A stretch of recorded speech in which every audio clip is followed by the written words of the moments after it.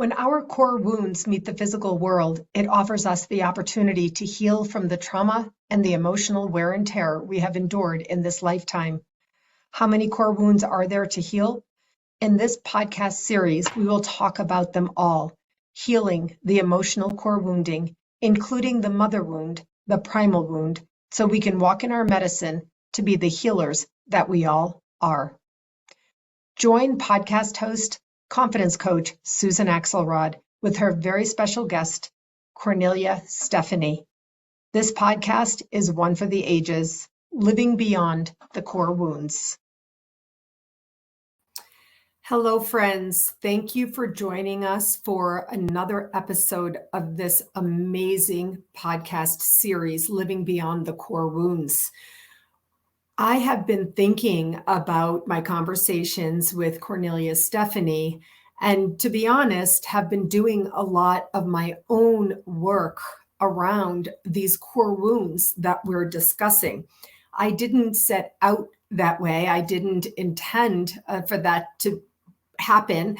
I just had been experiencing Kornelia's emotional processing techniques for a few years, and I wanted to kind of bring them to you. But as a result of these ongoing conversations, I'm having conversations with myself now. This episode, we're going to continue our discussion of the mother wound, as Kornelia calls it, the opposite of which is becoming the mother. And I had a wonderful, loving relationship with my mother. I had, by all accounts, an extraordinary mother.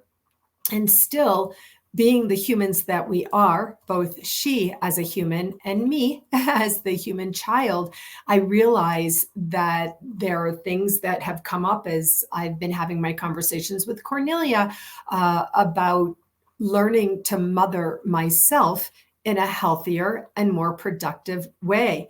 So today we're going to be talking about the fire and the darkness that can come up, and also the grace. And I think this is a great time to say hello, Kornelia. Thank you so much for these ongoing conversations. Let's get started on this big one today. Thank you, Susan. It's just such a pleasure to be here. I want to thank you so much for sponsoring this podcast, for initiating this podcast, and also for asking for this conversation to be brought forth. Thank you so much. Oh, it's my pleasure. I asked for this conversation to be brought forth from my own personal experience and experiences, and because of my work with clients. I work mostly with women in the second half of life, but to tell you the truth, I am having more clients find me who are younger, under 45, even under the age of 40. And I have my own daughters, my precious daughters, Rebecca and Sarah.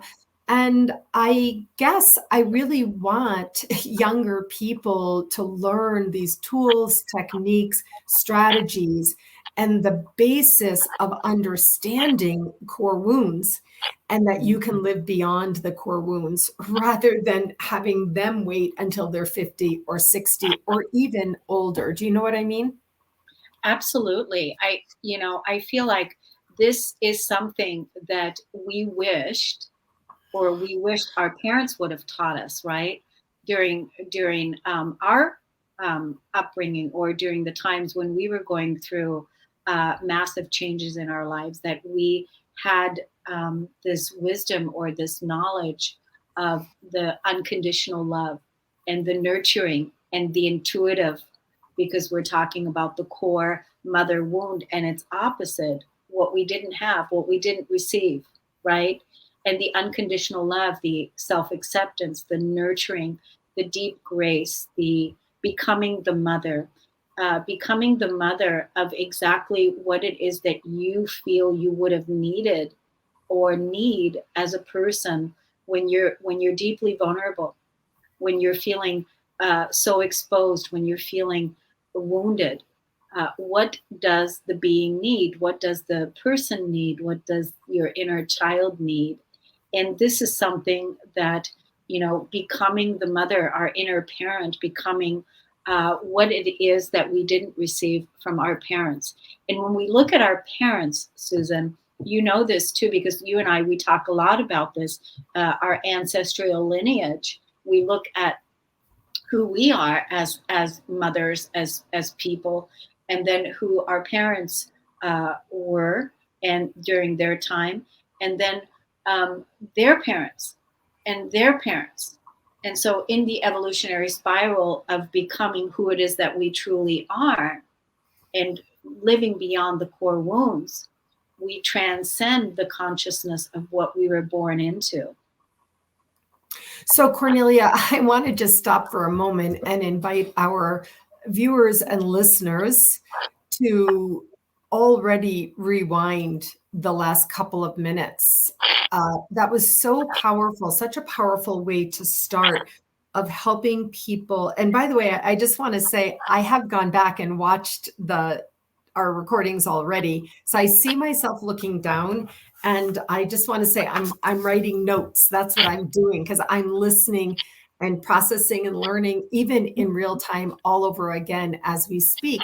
And so for people to stop, go back, listen again to the way you just explained and described how you can learn to mother yourself in the exact way that you wish that you were mothered. The way you just explained that, about feeling deeply vulnerable, feeling so exposed, and then that you have the power to learn and understand that you can mother yourself in the exact way that you need.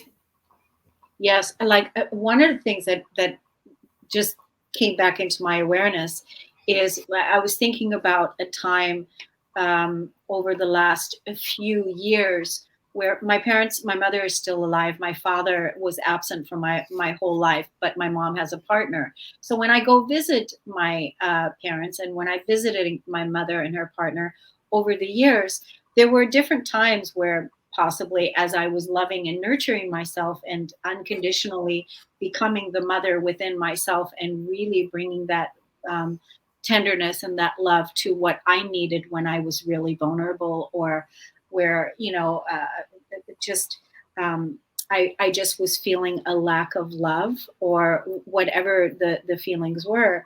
And I remember a time when I went over there, and there was a 4th of July party. And I remember during that time, Susan, that I was feeling really vulnerable that day when I went there. And so my vulnerability is completely exposed. And I remember feeling like I would love to just have my mother just take me and hug me, and how are you feeling, or what do you need, asking me these questions like, what do you really need right now, how are you feeling, those kinds of things. And and then me being able to say, I don't want to be here, I really want to just be quiet, I really just want to be held, I really just want to be loved, whatever those feelings were. That I remember having those feelings and those thoughts being at that party where everybody's so busy and celebrating and loud and happy and all of that, but I was feeling vulnerable. So interesting that I was going over to my mother's house, and that was what was happening, when what I really needed was I needed to be alone, and then be my own, give this to myself. So, Mm. raising my consciousness, and in through my experience in these last 12, 13, 15 years, is being able to have the realization, you might not be able to give it to yourself right there and then, but I know I had the awareness, and I thought to myself, I'm going to stay here just for a little while longer, baby, honey. And then I'm going to take you home, and I'm going to love you up like crazy. I'm going to love you up. And so just that in itself is, that inner need that came, that was like, what do you really need? I'm wishing right now that my mother would hold me, or take me, or listen to me, or whatever. It is a deep inner wish from your inner child that needed that time for whatever reason. I can't remember what the reason was, because once we love ourselves and fully surrender to what it is that we need, the wounds that we carried since childhood is, that now becoming our own inner parent and loving ourselves unconditionally. So right away in that moment, I had said, I'm going to stay here for a little while, showing my support for the family. There was a celebration going on. And then I'm taking you home and I'm going to love you up. And that right there, that's something that we can do for ourselves, even if we're having to go to work or you're having to show up for some place, but that you create the space. I hear you. I hear what you need. I know you need this, and I'm going to give it to you. Again, it comes up for me. I wrote down and I circled the word authentic. You're sharing with us how you developed these methods, and you said from your own experience. And of course, I know this of you because I've done so much work with you, and I'm the same. There's authenticity in our work because we do to and for ourselves what we talk about with others, with our clients. And so I love the sentence, I hear what you need. Like, we spend our whole lives wanting to be heard, and often as women feeling like we're not heard, right? I hear that all the time from clients. He doesn't listen to me, or my boss doesn't listen to me, or whatever. But here you're helping us to understand that you can mother yourself in this way, and simply say, I hear what you need. We're going to stay a little while and then we'll go home, or we'll show up for the meeting. We'll do the best we can. And that's good enough. Yeah. As long as you have that self-realization to get that need met. And just so you know, when we say, they're not listening to me, he's not listening to me, they're not listening to me, she's not listening to me, my boss doesn't listen to me, that is a projection that's coming up, that's being projected out onto the boss, onto the person, that they're not listening. And the reason why that's being projected out is so that you can see it, that I'm using this person because I'm not listening to myself, because everything is going to come back to the self, is becoming the mother, becoming your own inner parent, is you're projecting it out so that you can really truly listen to what it is that you need. And I invite the audience, really, when something like that happens, to where they're not listening to me, he's not listening to me, I'm not listening to me, I'm not listening to me. And then really sitting down with yourself and going, because you said it a few minutes ago, that I said, I'm hearing what you need. Because that relationship that I've developed with my own inner being, my inner family, my inner mother, my inner father, my inner friends, my inner angels, my inner guidance, my inner, my inner family, that right there is how we can heal and nurture ourselves in all the areas. And that's why even I can't even remember what I was wounded about, or what was going on during that time, or whatever, when I was really vulnerable, or whatever, when the waves and the layers come, is because once we release it, we nurture that part. That's why we call it living beyond the core wounds, because it was very clear to me, it became very clear to me that when I'm really vulnerable, and when I'm really tender, and when my inner child or my inner being needs something, I'm not going to get it from an outside source per se, unless I've already cultivated a good relationship with a person that knows how to nurture me as well as I know how to nurture myself.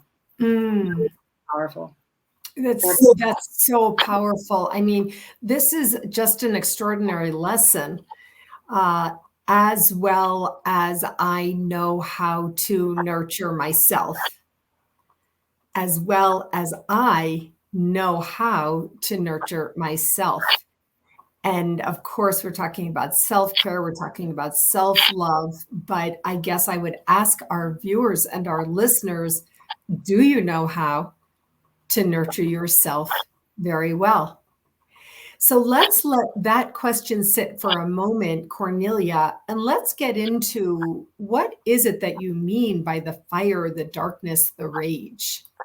Well, I mean, there's plenty of times when we, as feminine women, have, become so enraged and so full of fire and so upset and so enraged. I mean, uh, to where we wanted to destruct and destroy things and burn things up and and take things down and throw the baby out with the bathwater, if you will. And that is because that was that rage. I mean, we are letting go and releasing and healing lots of our trauma from the past, and a lot of the energies that we're transmuting, that we're healing, that we're clearing. Some of them are not from this life, some of them are from other times, but nevertheless, when we become enraged, fully angry, uh, and we use our fire to harm people. When I say our fire, I mean our anger, our rage, right? When we use that energy to harm people or harm ourselves, that is also part of our humanity.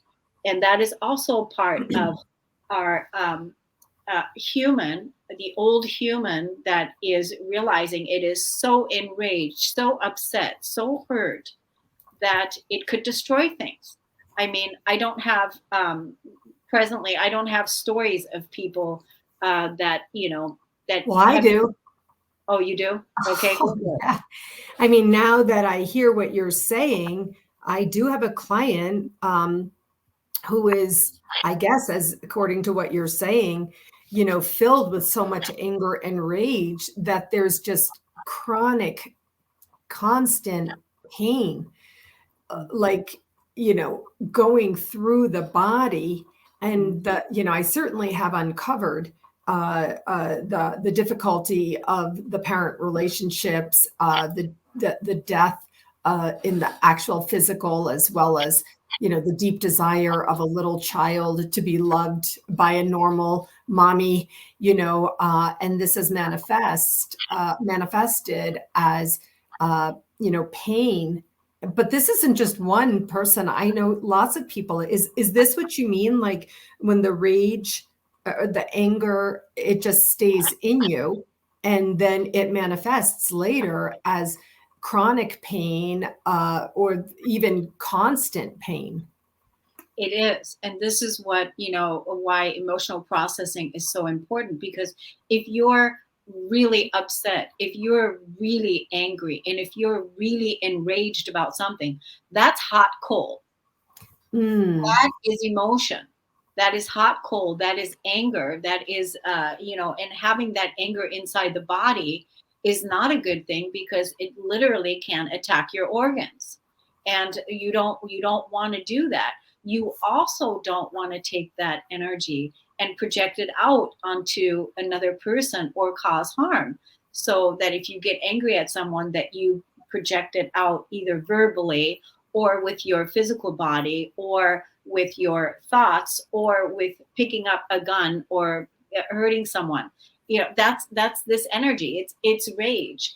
And us becoming the new humans, we've been betrayed and lied to and manipulated and dishonored for a lot of things, with a lot of things, through a lot of things. And now, how in becoming the mother, in becoming your own inner parent, in becoming your own inner sovereign, in becoming whole yourself, we have to know how to process these emotions and that rage and let that go. It reminds me of the story when I had, I had this house that where I was renting out several rooms in my house to to people, and the person that I rented the house to, the room to, he was a man, and he passed all the background checks and everything, and then after he moved in, the entire energy changed in the house. It all changed, right? We felt it. My roommate and I could feel that. Oh, something's off here, something's wrong, because we have a peaceful sanctuary. It's a really nice, quiet place to be. And suddenly that energy has all shifted. So right away, I went to approach, like a day or two later, I went to approach the person that I rented from, that I rented the room to. And I told him that it's not going to work out, that he's not going to be able to stay. He's going to have to move out, that this isn't going to work out. And he was a tall man. He looked down at me and he said, you can't make me.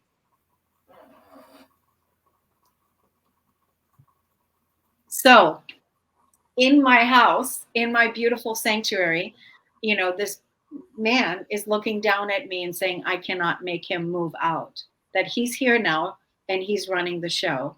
And how would that make me feel? Enraged, disempowered. Totally disempowered. Disempowered, like, I have you can't make me. Right away, he established that I'm a woman, he's a man, and he's stronger than me and whatever.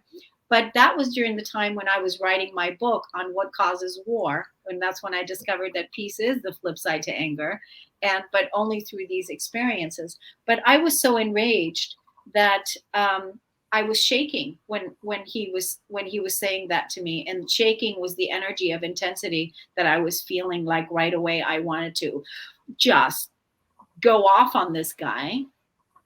And yet at the same time, I had the awareness to pull back and not respond, and respond in a very different way, not like the bully, but to respond in a way of, we're going to see about that.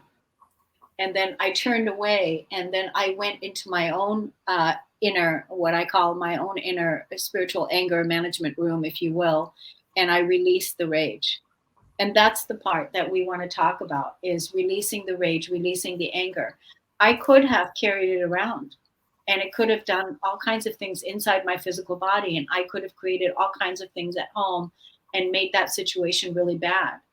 But because I was so triggered by him saying, you can't make me, and me in the process of writing this book and processing our emotions and all of the things, I then released that rage out of my body.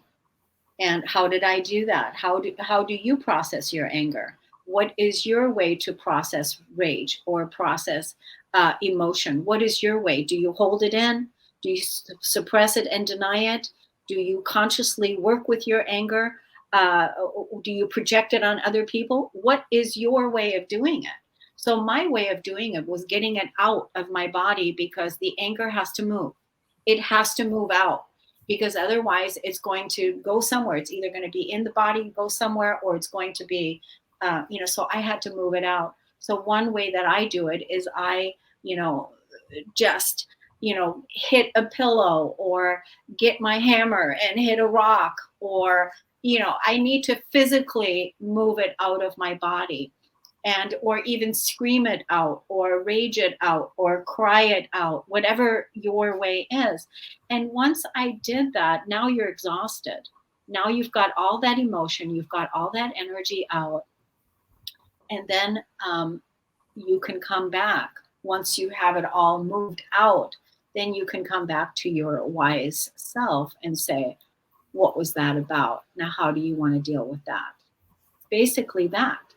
It's like, not causing a fight with the emotion being the tool. Or I could feel the energy of it. I could feel all of that when you were saying it. But first I wrote down in capital letters, trust what you feel, from the beginning of your story. So that's where it starts. You trusted that things changed in the house. You trusted yourself. And that's a big way to mother yourself. Well, think about it. I mean, in your house, I brought this person into my house. And in my house, I am peace. In my house, I live in peace. So I'm, of course, going to be protective over my environment. And it's not about the money. I want to create harmony here. And so suddenly, the energy shifted. And so I have to go to the person that brought it with them. And I have to have the courage to protect my environment, right? Right. Well, that does take courage, but also Cornelia, as the little child, sometimes, especially by our mothers, we're not taught that courage. Our mothers are quiet. Our mothers were told and were taught, you don't rage, you don't scream it out, you don't cry it out, you don't take a hammer and hit a rock. That's what right.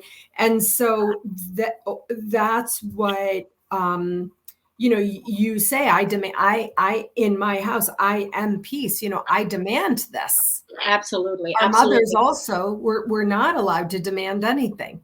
Right. And that's what I mean by becoming the mother. Right. I know. This is really good stuff.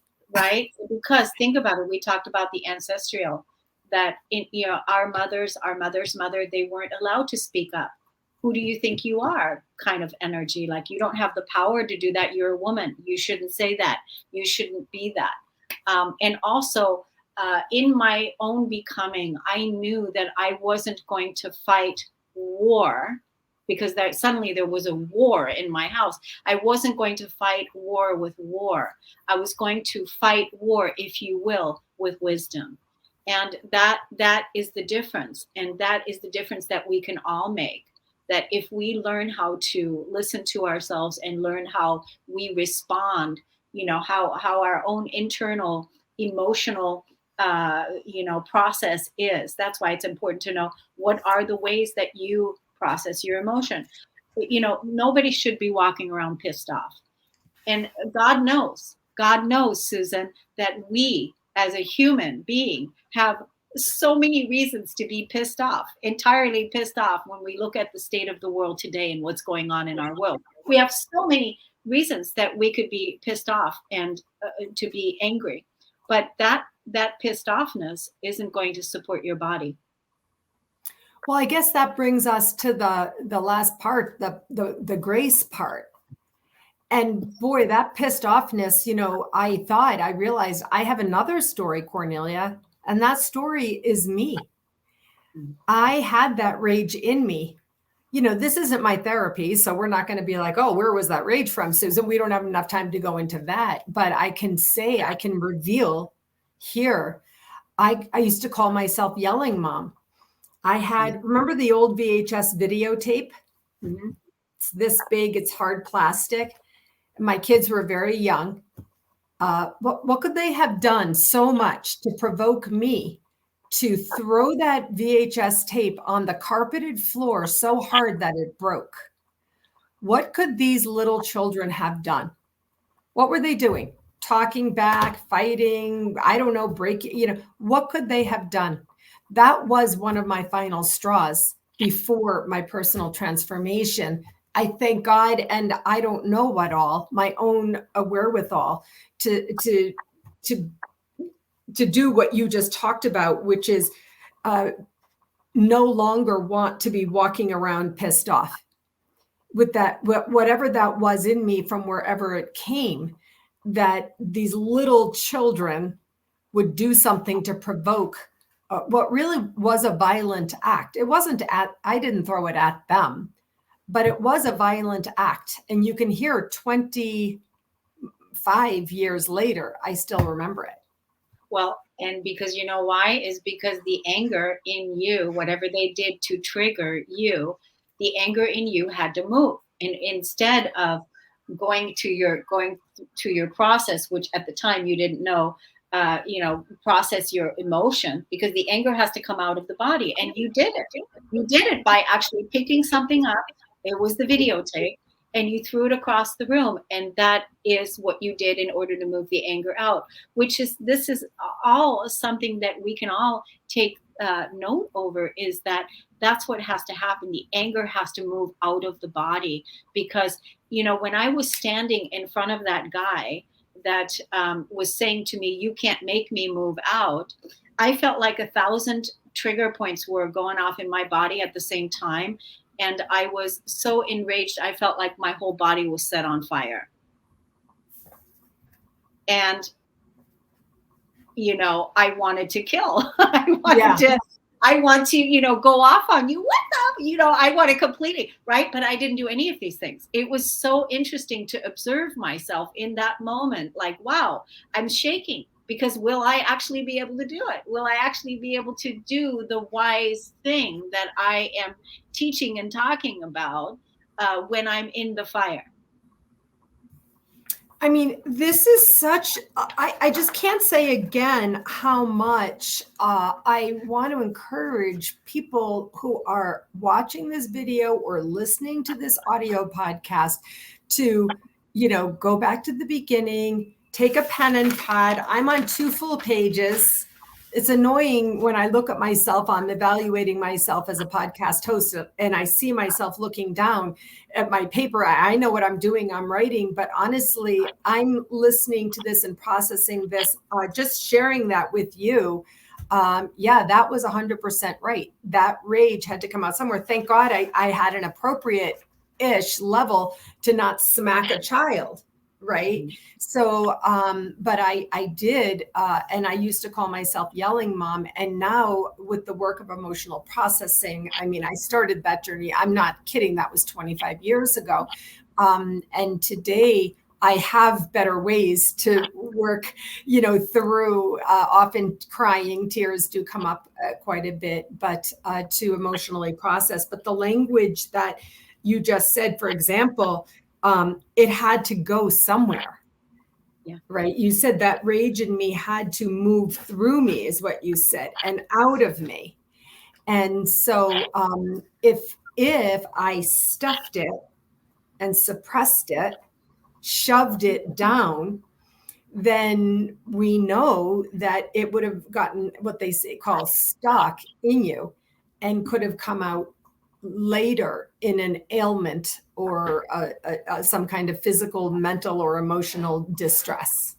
Yeah, I think a lot of people, like you said earlier, you have a client that is enraged and upset.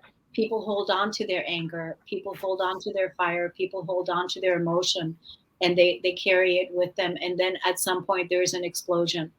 And we don't need to do that and wait until there's an explosion. Like I didn't have to wait that day when the guy said, "You can't make me." I could have turned into a powerless victim and just lied down, called the police and whatever, tell the story. But I didn't do any of those things. But I just want to close the story by saying he did move out. And he did move out in just a few short days after, because after I released the energy of powerlessness that I felt through that experience, that he's bigger than me, he's stronger than me, he has more power than me, and that I feel like a victim. Once I released all that rage and that energy and got it all out, the next day when I came back and I saw him again, I looked at him, not shaking, not enraged, but very confident, because I looked at him and said, "You are going to have to move out." And suddenly the tables turned, because first he was bullying me and projecting, his power onto me, like, "You can't make me." And then I released my own feelings around all of that, my own emotions. And the next day I went back and said, "You are going to have to move out." But I did it from a confident place, so that basically I stood up to the bully and let him know that you can't bully me in my own house. You are going to have to move out. And then he said, "Well, you're going to have to give me back all of my money, and you're going to have to." Of course I will. Of course, but you have to move out. So I'm getting clear and confident. Two of the phases in my confident life method, right? Yeah. And so you came to awareness of what you were experiencing, and then in clarity, you worked through it for yourself, and then you felt confident and certain to be able to manage this situation. I can't believe our time is over, but this does lead us into our next episode conversation, which I hope people will tune into, which has to do with the core wound of betrayal, the opposite of which is trust. And so, Kornelia, when we talk about this, I guess trusting yourself is going to come up, just like we're talking about today. Yes, absolutely. It's, it's not like, the core wounds, like becoming the mother. Once you really start working with the emotional core wounding of your past, the the core wound of becoming the mother or not getting your needs met, to betrayal, to abandonment, to not feeling good enough, to shame, and they all intermingle in different experiences in your life, but you get to decide and reclaim your life from this new point moving forward. Those of you that want to work with me, uh, in 2 sessions, I can show you how to process your emotions and how to reclaim your life from whatever that core wound is, and show you this process. What it does, it really gives you the permission, if you will, not that you need my permission, but it's a template of, this is really the new way. And being your own inner authority, being your own inner sovereign person that is autonomous and really independent within yourself, that is where we're heading with this as the new human. So, people that want to reach out, you can text me at 360-941-5783. And you can find me also on social media or in the KS Media Group app. I mean, I cannot say, I mean, it's no secret. I've hired you. I've done this work with you. It's why I wanted to have this podcast conversation. And I cannot stress how much I encourage people who resonate with any of these things, especially today. We've been talking about inner rage. If people see themselves, to reach out to you, connect with you, and do this work with you. I'm 100% behind that, because it will change your life. Kornelia, thank you so much for this conversation. Looking forward to our next episode. As always, I will see you then.